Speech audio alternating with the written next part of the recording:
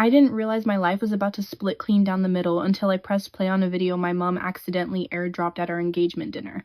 In front of my fiancé, our families, and a cake with our names piped in buttercream, a slideshow started rolling, screenshots, text, a hotel receipt, all proof that I'd been cheating. I felt the room tilt. My dad stood up so fast his chair screeched. My fiancé's hands went limp around the champagne flute. And my mom? She folded her napkin with steady little corners like she was tidying the scene of a crime. This is the story of how my mom tried to save me from a marriage she decided was wrong, how it backfired spectacularly, and how I put my life back together after the person who raised me tried to make me unlovable in public. I grew up in a house with quiet rules. We didn't post messy photos on social media. We wrote thank you notes on cream stationery. We whispered when people cried. My mom curated everything, our clothes, our friends, our smiles, for Christmas cards. If you've never lived with a curator, it's like living in a museum. Beautiful, controlled, a little cold, don't touch the glass. She and my dad run a small but successful property business. Not fancy, but solid. Renovations, rentals, steady tenants who send flowers at Christmas because mom makes up little gift baskets. She's the face of the business. Dad is the engine. I'm the only kid, which meant the plan, unspoken but firm, was that I'd work there one day. When I got a marketing job elsewhere after uni, Mom smiled and said, "Get it out of your system." But then I met Aaron. He's the opposite of curated. He laughs with his whole body, he uses tea towels as napkins, and thinks spices are a love language. He taught me to love imperfect pictures and rainy walks. Mom said he was charming, with the exact tone you use for a puppy that sheds. She didn't hate him, she just didn't understand why I glowed around him like a lamp finally plugged in. There was also the family trust. My grandparents set it up with a clause that looks innocent on paper and evil in a living room. To access my portion, I needed to be settled, either married or a few years into a stable career inside the family business. The clause was meant to guard against impulsive choices. In Mom's hands, it became a steering wheel. She didn't say you must, she said it would be sensible. With Mom, sensible is a threat dressed like advice. When Aaron and I got engaged, Mom hosted an engagement dinner. Not a party too tacky. A dinner, 4 tables, white linens, candles, place cards with calligraphy. She texted me a seating chart with little notes. Cousin Mia prefers in-seat. Uncle Ray needs back support. Dad and Aaron at opposite heads for symmetry. I laughed and went along. That's what you do in museum houses. You try not to set off the alarms. I knew Mom worried I was moving too fast. I knew she thought I should work in the family business for a year before making big decisions. What I didn't know was that she decided to stop the wedding by any means necessary because in her head, the ends were loving.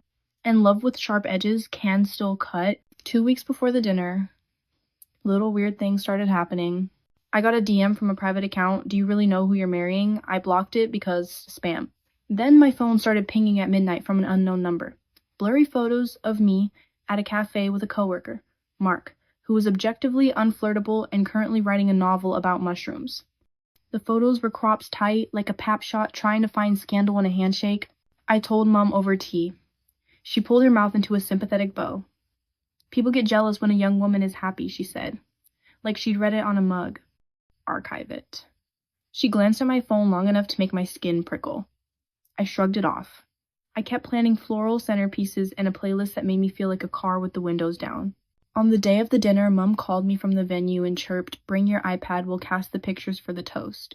I figured she meant old family photos, baby me with jam on my face. When I arrived, she gave me a fussing once-over lipstick, too pink, necklace too shiny, and then clipped a little air tag to the flowers so they don't get lost. That detail will matter later. We ate, we clinked glasses. Dad told a story about my first steps, how I'd walk straight into a wall like a determined ship. Aaron's parents made a sweet, bumbly toast that smelled like warm casseroles. Then Mom stood. "I just want to show a little montage," she said, voice clear and pleasant. She tapped her phone. The screen behind her lit up. At first, it times baby photos. Me in a paddling pool, me with missing teeth. Then the screen blinked, and the montage turned into something else entirely. A text thread from me to Mark, timestamped 1:13 a.m. the previous Tuesday. I can't stop thinking about last night. Then another screenshot, a hotel booking for 2, under my name for the Friday before. Then a photo of me at that cafe with Mark, my hand on his arm, eyes half closed, angle tight enough to scream affair if you wanted it to. The room made that awful collective sound people make when they can't decide whether to gasp or hold their breath. I couldn't breathe at all. I stared at the screen like it could hypnotize me into understanding. I did not write those texts. I did not book that room. I had been at home Friday, mainlining documentaries and falling asleep in a sweatshirt that says soup. My brain turned into a radio tuning between disbelief and nausea. Mom pressed a hand to her heart. "Sweetheart," she said to me, "I'm so sorry you had to find out like this, but better now than later." She turned to Aaron with the face she uses on tenants who are late with payment. "We all make mistakes. But marriage is forever." I heard Dad whisper, "What the hell?" under his breath. Aaron stood up, face white quiet, and put his glass down, like it was suddenly very heavy. "We need a talk," he said to me, and my stomach dropped through the floor. Then, before I could even form a defense, my cousin Mia, who was supposed to be filming the toast, moved between me and the screen like a shield. "Pause," she said. "Everyone breathe. Something is off." Mia's a UX designer with a hobby of busting scam emails for fun. She pulled the HDMI from the venue's console, plugged in her laptop, and, with the kind of confidence you get from living on the internet, asked, "May I?" Without waiting, she mirrored the screenshots onto her screen, zoomed in, and said, perfectly calm, "The font kerning on these texts doesn't match iMessage. The quotation marks are wrong, and the hotel receipt's address line uses a hyphen your bank would never use. This is a composite." Mom laughed lightly. "Darling, you're young. You don't know what you don't know." Mia blinked once. "And you're underestimating me," she said. She swiped to the metadata panel. "Also, the EXIF data on that cafe photo says it was edited on a Mac at 7:12 a.m. today. Not captured. Edited." A hum went through the room. I looked at Mum. Her face didn't move, but her eyes flicked to the side, tiny, fast. I felt a small, cold wind of recognition. I'd seen that eye flick when she rearranged facts to make the picture prettier. Aaron's dad, bless older men who don't care for subtlety, said, "Why would anyone fake this?" and looked straight at Mum. She smiled the kind of smile that says, "Because I love her." Because, Mia said, tapping, "Someone wants the wedding paused, maybe because of the trust clause." She clicked another window. "And also because the AirTag on the bouquet just pinged a location." Mum's car, AirTags only show owner location from their device. Mum's hand went to her handbag like it had learned to move on its own. I found my voice. It did not sound like me. "Mum," I said, "why is there an AirTag on my flowers, and why are my texts using the wrong quotation marks?" She did not answer. She looked at Aaron. "Sweetheart," she said, using my old nickname like a leash. "You know how she is. She leads with her feelings." That hurt because it was true and weaponized. This isn't about punishment, it's about protection. "Protection from what?" Dad asked. Standing now, voice low and sharp. "Happiness?" Mom's throat worked. "From mistakes," she said. "From men who don't fit. Or from losing control." Mia said, not unkind. "Because you can't curate this." The room tilted back to level. I stood up. My legs shook so hard the table rattled. "Turn the video off," I said. "This toast is over." Mum opened her mouth. I held up my hand, palm out, stopping. "Don't," I said. "You won't like the sound I make next." We moved to a private room the venue manager offered with the whispered politeness of a man who's seen 3 divorces and 2 proposals in the same hour. It was me, Mum, Dad, Aaron, and Mia. The door closed with a heavy click. I put my phone on the table and spoke like I'd rehearsed it in a dream. "Mum, either you tell them what you did, or I will walk out there and tell everyone myself." She sat perfectly still. When Mum freezes, it's like a swan, elegant above water, feet paddling, frenetic beneath. "I compiled information presented to me," she said. "I verified it the best I could. I acted with love." Mia slid her laptop around so Mum could see. "You edited a composite at 7:12 a.m. on a MacBook, registered to your Apple ID," she said. "You booked the hotel room with your Amex and then canceled it within the refund window. You texted from a number purchased on an app that uses VoIP. We already looked up the issuer, and you airdropped the slideshow to the venue minutes before the dinner." Mia's voice was kind, almost. "This is not protecting. This is manufacturing." Mom's face cracked, not crying, but a split down the center. "I had to be sure," she said, quiet and furious. "Your grandfather's trust will be gone in a snap if you marry a man who can't keep his job. He's been laid off twice." She looked at Aaron like he was a puppy who'd chewed a shoe. "I am not the villain for seeing the obvious." Aaron swallowed. "I was laid off," he said soft. "Then I got a better job, and I never needed your money." Mum shook her head. "You will. Life is long. Dad rubbed his forehead. Life is longer with you controlling every breath, he said, and I flinched because hearing your father speak to your mother like that is a kind of earthquake. I took a breath. Mom, I said, you tried to blow up my life to get the wedding delayed, so the trust would stay in your control until I agreed to work in the business. You told yourself it was love, but it was fear dressed up in pearls. The words tasted like blood and relief. For a moment, no one spoke. Then Mom said very quietly, if you walk into this marriage, you will regret it. I held her gaze. If I walk into this marriage with you still holding a remote to my life, I'll regret it. My voice steadied. Tell the truth. Or I will. She didn't, so I did. We walked back out into the main room. The guests, as a group, pretended to be mid-conversation, but leaned toward us like flowers to a window. I picked up the mic. I have never felt my heart beat harder. Hi, I said, quick update. The video you saw was fabricated, the texts were edited, the hotel receipt was booked and canceled by someone else. I looked at Mum, my mother. Gasps are silly in movies. In real life, they sound like paper tearing. I love my mom, I said, because it was true even when love tasted sour. She thought she was protecting me. She wasn't. She was controlling me. I breathed. We're going to take some time and space to figure this out as a family. There is no affair. There is no scandal beyond the one we just created ourselves. Aaron stepped forward to stand beside me, not touching me, but there, like a lighthouse. I love this woman, he said, voice even, steady. We will move our wedding date until this is resolved, not because of the trust, but because we deserve peace. He looked at Mum, not cruel. Please don't contact us until we do. Mum made a small sound. Dad put a hand on her shoulder. She shook it off. For the first time in my life, my mother looked small. Everything after that moved like a carousel, fast and repeating, with different music in each room. Word travels in small towns the way dandelion seeds travel in wind. Tenants whispered. Vendors who adore gossip started choosing Dad's calls over Mum's. One longtime client asked discreetly if everything was okay, which is code for we heard something. Dad took a 2-week leave to recalibrate operations, which is code for my wife detonated a grenade. The board, our 3-person family board, plus our accountant, voted to temporarily move Mum out of day-to-day client relations. For brand. Mum called it betrayal. The accountant called it risk management. Our solicitor reviewed the clause and recommended a neutral trustee, someone not family, to administer my portion when I eventually access it. That way, no single person could yank the wheel. Mum was livid. You're taking food from our table, she told me. I reminded her the table was built by my grandparents, not by her hunger. My grandma, who is the softest person alive and also iron under silk, called Mum and said, you will apologize to your child.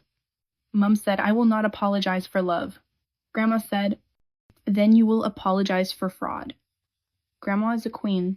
I filed a police report, not to get Mum arrested, but to create a paper trail.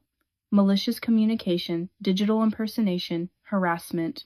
The officer who took my statement had a face like a weary Labrador. He told me calmly that domestic digital abuse is a growing issue. He said, even when it comes from love. He said the word love, like he was measuring it on a scale.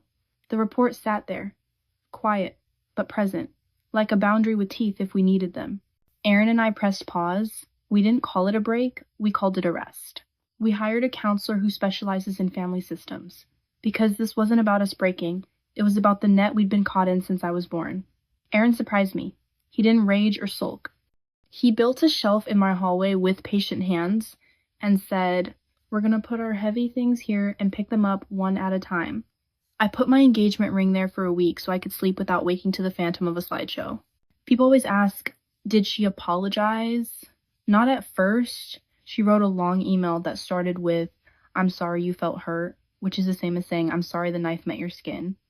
Dad moved into the guest room. After a week of living like roommates who exchanged spreadsheets, he told her he wanted to try couples therapy. She agreed like someone agreeing to weather. They went. She did not like hearing the word control so many times out loud. I cried in the shower a lot. I started saying no to things that weren't mine to hold. I told my body it could rest. I blocked the VoIP number and the private account and the part of my brain that writes my mother's voice into every decision like a footnote. Healing wasn't a montage. It was 100 small, boring choices. I started therapy. I told my therapist that I felt like a badly trained dog, always looking at my owner's face to check if I was doing it right. She said, "What does doing it right look like for times you asterisk?" No one had ever asked me that and waited for the answer. I took 1 month off social media and broke the habit of explaining myself to 20 tiny circles on a screen. I learned to cook one dish, well lemon chicken pasta, and ate it on the floor with Aaron while we watched shows with subtitles because we were too tired to turn the volume up. We talked about boundaries, like you talk about fences around a garden. Not to keep life out, but to keep what's growing safe. I met with Dad once a week for admin and feelings, which sounds like a terrible podcast, and was actually great. He told me he'd known, in his bones, that Mom's love could become a storm if she felt threatened. He said he failed me by letting the weather go unreported. He cried. Once. In a way I had never seen. I forgave him. He started taking the busier client calls himself. Let Mom focus on spreadsheets where numbers don't argue. Aaron and I did little dates that felt like recess. Cheap coffees, muddy walks, board games with too many pieces. He asked me to list 10 things I liked about myself that had nothing to do with being good. I said, I make excellent playlists. I said, I'm loyal. He said, loyalty is good. I said, okay, fine, I can repair a loose button without crying. We laughed. We also fought 3 times about trust and timelines and whether my silence meant consent. We learned that when I get scared, I over-explain, and when he gets scared, he goes quiet. We learned to call timeouts without weaponizing them. Mom, after 4 weeks and 3 therapy sessions, sent a different kind of email. No disclaimers. Just, I fabricated evidence because I was afraid. It was wrong. I am sorry. I will accept the trustee. I will not speak at your wedding unless you ask. I printed it and put it in a folder labeled New Rules. We set new rules. If Mom wants to share a concern, she writes it in an email. No ambushing. If she has an urge to send a resource, she runs it by Dad first.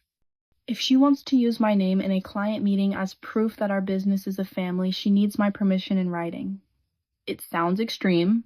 It is. Healthy extremes are training wheels. Boundaries feel rude until they feel safe. Here's the part where people expect a courtroom finale. Justice, for me, wasn't handcuffs. It was paperwork and practice sentences and a wedding that happened 6 months later in a garden without a slideshow. Mom attended. She wore navy and a small smile that didn't ask for applause. She didn't make a toast. She hugged me like a person trying to hold a bird without breaking it. That counts. Aaron and I stood under a cheap arch strung with fairy lights and said vows we wrote with simple words. I promised not to make him my umbrella or my weather report. He promised to build shelves when things get heavy. Dad cried the way men cry when they realize the past didn't win. Mia caught the bouquet and yelled, "Metadata forever!" Everyone laughed. Even Mom. We donated our wedding gifts to a nonprofit that helps people being digitally stalked by loved ones. The officer with the Labrador face sent a note that said, "Good choice." We closed the police report after Mom showed 6 months of counseling attendance and signed a no digital impersonation agreement our solicitor drafted. It is a weird document to have in a family folder. It is also a good one. If you're listening because someone who loves you is also trying to steer your car from the passenger seat, I want to tell you this. You are not reckless for wanting to drive. You are allowed to set the route. You are allowed to say, give me the wheel. And if they don't change the car, my mother is still my mother. She makes excellent roast potatoes. She still corrects my posture with 2 fingers between my shoulder blades. Sometimes she slips and says, "Are you sure?" with a tone that means, I'm not. I say yes, and I don't explain. She's learning. I'm learning. Family is a slow classroom. I used to think love meant making myself easy to manage. Now I think love means building a life where honesty can breathe, even when it's inconvenient. The museum is closed. Our house is messier. We hang pictures with crooked nails and fix them together. We dance in the kitchen to playlists that would make my grandmother frown and then probably dance too. If my story helps you breathe a little easier, or if you've lived through a love that felt like control, tell me in the comments. I read them. If you want more true story times like this, hit like, subscribe, and turn on notifications, ***, so you don't miss the next one. And if you know someone who needs to hear this, someone standing in front of a slideshow, they didn't make share this video, we're building a porch out here where messy, honest lives are welcome. Come sit,